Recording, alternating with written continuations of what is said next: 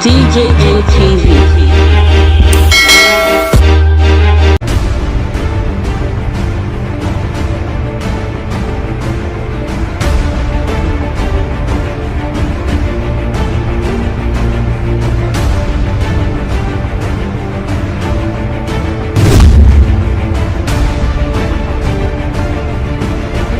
Meet the new man wey go dey fight drug barons inside Nigeria. My correct person, hello. I welcome una to DJM TV daily news update. Here we dey give una sharp gist and hot story on top our country as it dey happen. The story we carry come today na about the tear-rubber oga for the National Drug Law Enforcement Agency wey dey call Ndlea. Well, the Ndlea don get new oga on top the fight against drug use amongst Nigerians. More give una some more history about National Drug Law Enforcement Agency. The Ndlea na the federal agency for Nigeria wey dey charged with the responsibility of removing the growing, processing, manufacturing, selling, exporting and trafficking of illegal drugs. They don try to eradicate this act, but we know say get some top people for the country the way they say they sponsor all these kind of things the way no good.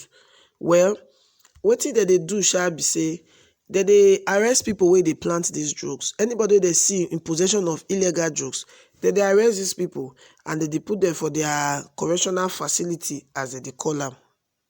The government established this agency for 1990. Well, what they try to do now to eradicate cannabis by destroying the plants. So now the federal government don approve the appointment of the new oga of the National Drug Law Enforcement Agency, Ndlea. This new oga name na Muhammad Buba Marwa. They born am on the 9th of September 1953 for Kaduna State, northwest of Nigeria. He come from Minchika local government of Adamawa State, northeast Nigeria. Buba Marwa bin attend Nigerian Military School, Zaria, and the Nigerian Defense Academy for Kaduna. The Nigerian military officer later attend University of Pittsburgh, where him get degree in international relations and master's degree for public administration from Harvard University. Buba Marwa served as the military administrator of Borno State for 1992 under General Ibrahim Babangida as head of state. Marwa later became Lagos State military governor for 1996 under late General Sani Abacha as head of state. After he retired for the Nigerian army, the end of his term as Lagos State governor, Brigadier General Marwa established the Albak Airline and the Buba Marwa Endowment.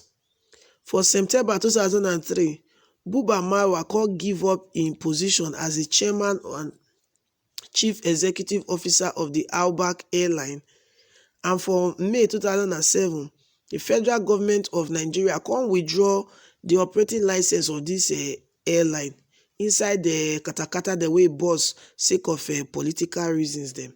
For December 2006, Marwa intend say him get intention to run for president under the People's Democratic Party (PDP) for Nigeria.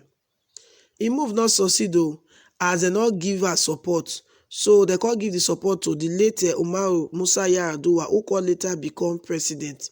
For 2007, he collect appointment as the Nigeria High Commissioner to the Republic of South Africa. Then for 2011, he come back again with the political ambition to become the governor of Adamawa State under the Congress of Progressive Change (CPC). Marwa later decamp to the ruling party of the All Progressive Congress due to complaint of unfair treatment of his followers after him party CPC merge with ANPP and ACN following the governor wey comot from the party.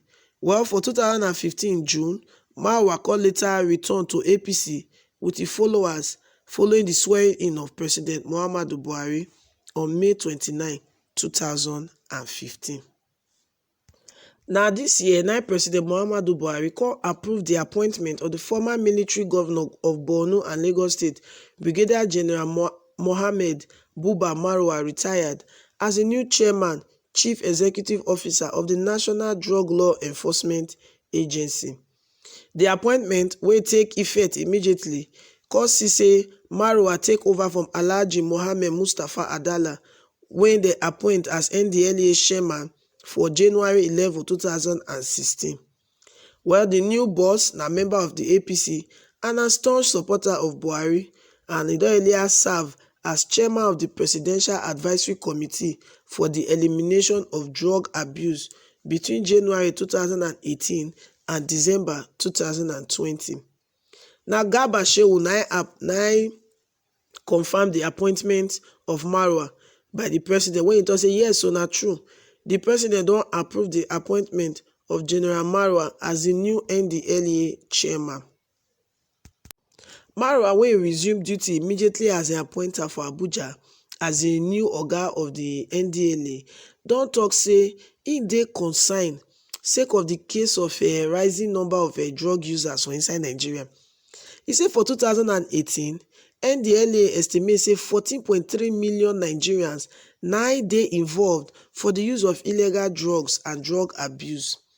As he resumed duty as the new oga for Ndlea, im tok say e dey ready to fight down the rate of drug abuse and e no go fear to go after the big ogas dem wey dey sponsor the use of drugs for Nigeria. According to am, e say most of the people wey dey abuse drugs dey between the age of 15 and 64 years old. Im don vow say im go ensure reforms and expand the activities of the Ndlea. He said the Ndlea dey under a watch go work to reduce the number of drug addicts, and he promise say e go improve the lives of the agency staffs dem so that they go fit dey do their work well as government take give them the work. One public commentator wey dem dey call Mr. Matthias don write for im Facebook page to admonish Ndlea officials say make dem prepare for shake up and serious work o. Say im congratulate Buba Marwa as im answer the national call to head the Nigerian Drug Law Enforcement Agency. Im say Marwa na all-rounder o. He say any task wey e undertake, e dey thoroughly dey deliver. He say so Ndlea be ready for the Marwa check-up. Say his forte is perfection, attainment of global standard of excellence. Say the first 100 days we go note difference. He say he wish the general God's speed and favour all the way. Well, we don hear am from this one. Another person wey no wan gree talk im name for the Ndlea, he talk say the members and the officials of the Ndlea dey happy say they even post the man come give them. Say because they believe say the man go help the Ndlea get back their past glory. Well, my people, how you see am? You support the fact say Buhari don put another of his ally as head of Ndlea? How you see this matter? Talk your own for the comment section. We dey listen to you. Make you not forget to like and to share this video. This na still your favorite channel, DJM TV daily news update. And me wey dey always dey bring una the news. My name na Lawuro Favour. DJM TV. DJM TV.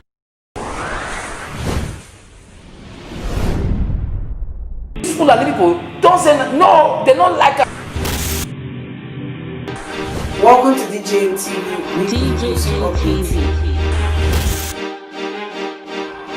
DJM TV. DJM TV. DJM TV. Some of the delegates and ask them questions. DJM TV.